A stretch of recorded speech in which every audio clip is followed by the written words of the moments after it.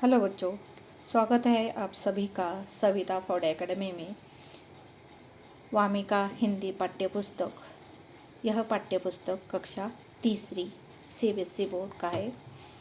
आज हमारा 9वां पाठ ये है, कविता है वर्षा रानी।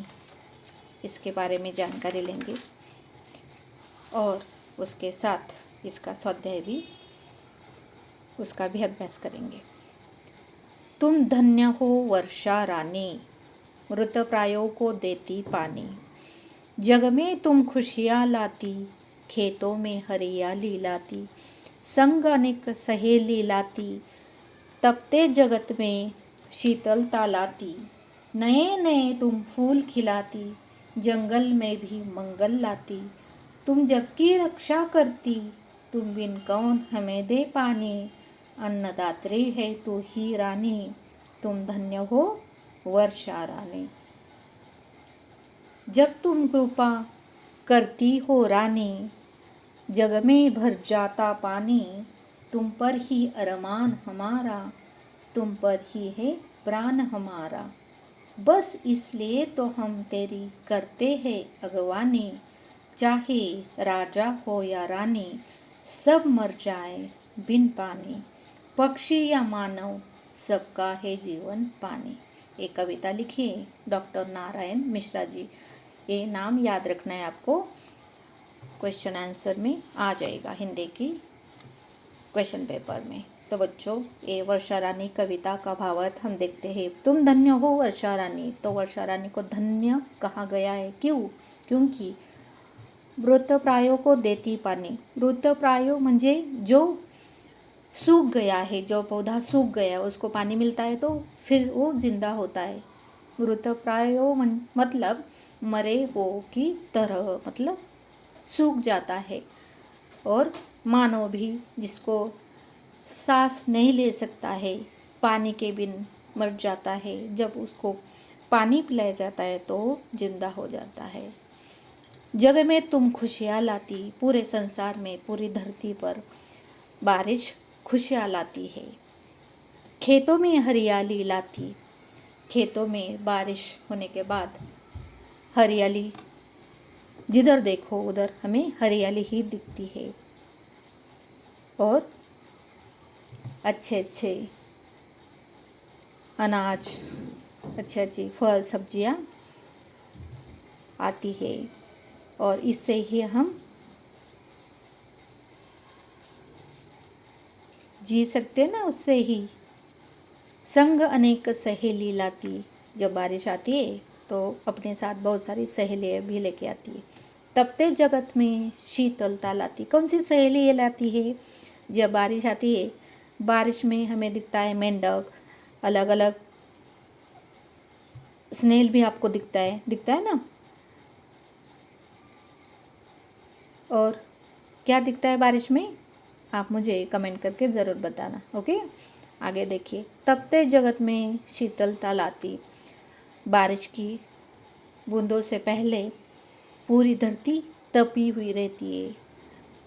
विंटर सीजन से पहले समर सीजन रहता है ना,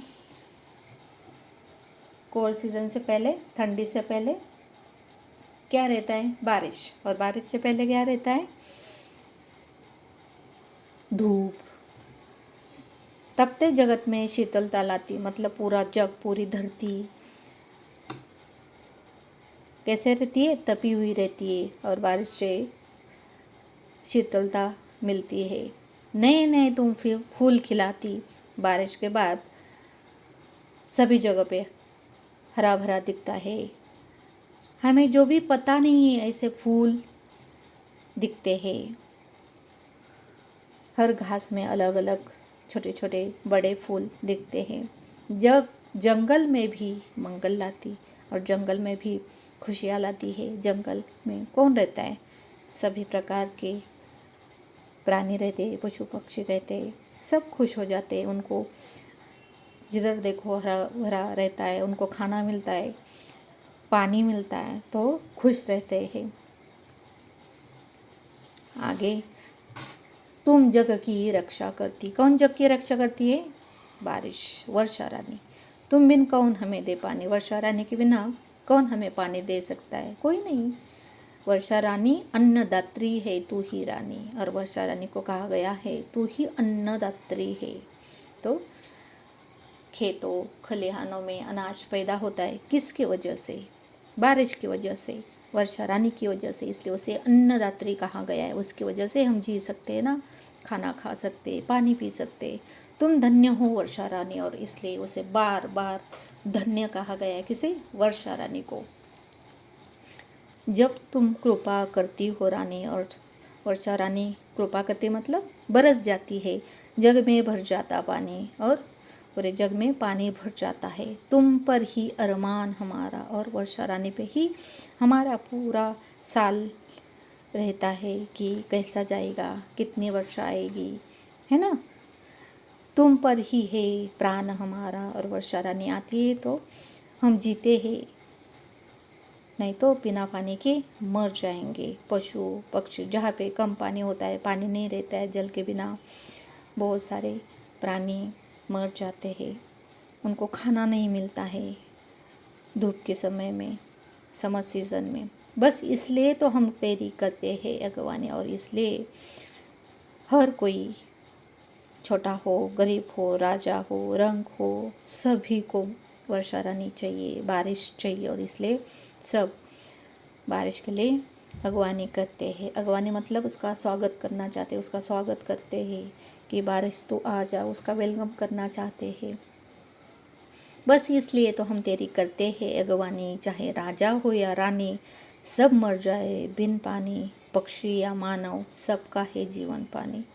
छोटा गरीब, राजा, रंक, कोई नहीं देखती है वर्षा रानी। उसे कुछ फर्क पड़ता है कि किसी के पास ज़्यादा पैसा है, कम पैसा है, वो सबको पानी देती है, और पानी की वजह से हम जी सकते हैं। पशु पक्षी मानव सब वर्षा रानी की वजह से ही जी सकते हैं। तो ऐसी वर्षा रानी को हमें धन्यवाद करना चाहिए। तो वर्षा रानी, इस कविता का भावार्थ आपको समझ में आया होगा। तो आगे चलिए कठिन शब्दों के अर्थ देखते हैं। इसमें मृतप्रायो मतलब मरे हो की तरह, तपते मतलब गरम, मंगल मतलब खुशियाँ, जग मतलब संसार, अन्नदात्री मतलब अन्न देने वाली, अरमान मतलब इच्छा कामना, प्राण मतलब जीवन शक्ति सांस, एंड अगवानी मतलब स्वागत करना। और उच्चारण देखिए, शीतलता, मृतप्रायो, अरमान, अन्नदात्री, प्राण, वर्षा, कृपा, आगवानी, पक्षी। तो चलो अभ्यास भी कर लेते हैं कविता से। मौखिक दिए गए प्रश्नों के उत्तर मौखिक रूप में दीजिए। कवि किसे धन्य कह रहा है? वर्षा रानी को। वर्षा जंगल में क्या लाती है? क्या लाती है? खुशियाँ। जंगल में मंगल होता है ना, खुशियाँ लाती है, हरियाली लाती। खेतों में हरियाली किसके कारण होती है? वर्षा रानी के कारण। तो चलिए लिखित अभ्यास भी कर लेते हैं। दिए गए प्रश्नों के उत्तर लिखिए। प्रश्न है, जग में खुशियाँ कौन ला रहा है? जग में खुशियाँ वर्षा रानी लाती है, लेकर आती है। आगे है, वर्षा जब कृपा करती है तो क्या होता है? वर्षा जब कृपा करती है तो जग में भर जाता है पानी। तो आगे चलिए, आगे का हमारा प्रश्न है, अगर वर्षा न हो तो क्या होगा? अगर वर्षा न हो तो सब बिना पानी मर जाएंगे।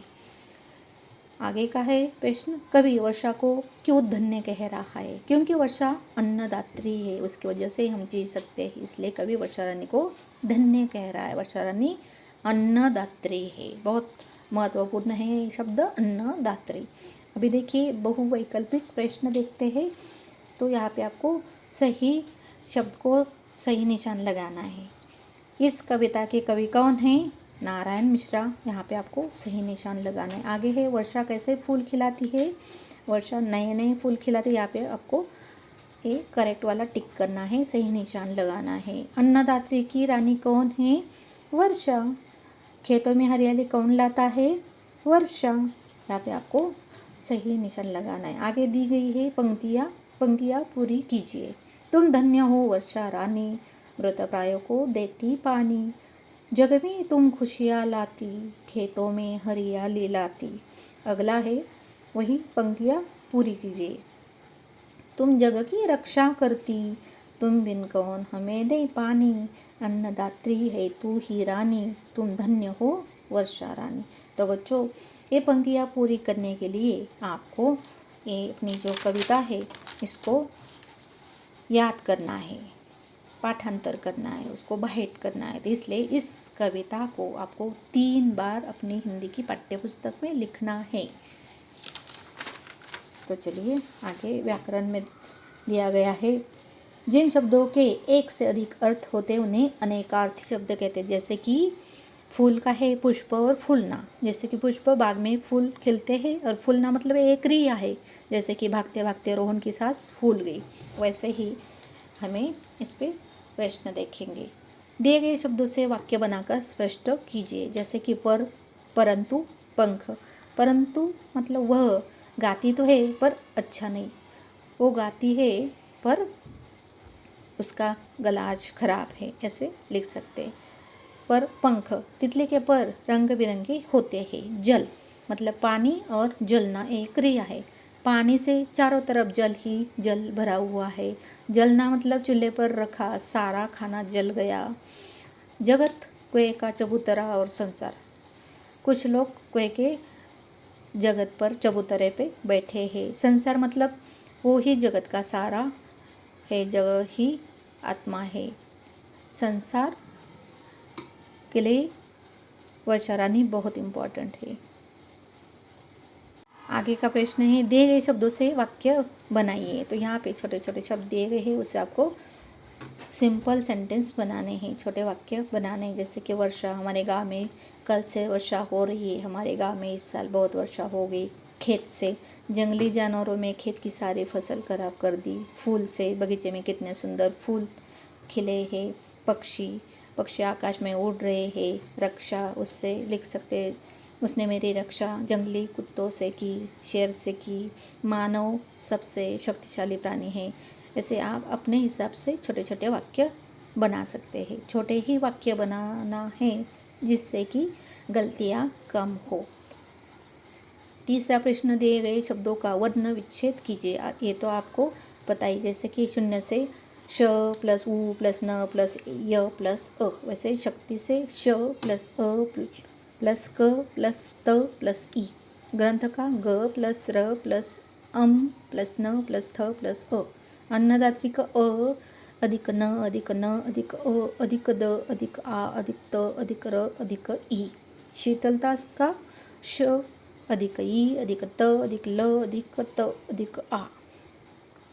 आगे का है, दिए गए शब्दों को उनके पर्यायवाची शब्दों से मिलाइए। यहाँ पे एक तरफ मतलब, शक्ति, निश्चय, धरती शब्द दिए, दूसरी तरफ पर्यायवाची शब्द में पक्का, इरादा, पृथ्वी, जमीन, अर्थ, आशय, ताकत, बल दिया है। तो इसको आपको मिलाना है, मैच करना है। मतलब अर्थ, आशय, शक्ति मतलब ताकत, बल, और निश्चय मतलब पक्का इरादा, और धरती मतलब पृथ्वी और जमीन। ऐसे हमें यहाँ पे मैच करना है। आगे के मूल्याधारित प्रश्न हैं और सोचकर बताइए। रचनात्मक गतिविधियाँ, चित्राधारित प्रश्न है। ये बाकी के जो प्रश्न हैं ये आप हमने पहले भी इस कविता पे वीडियो बनाया है, उसमें दिए गए हैं, आप उसमें देख सकते हैं।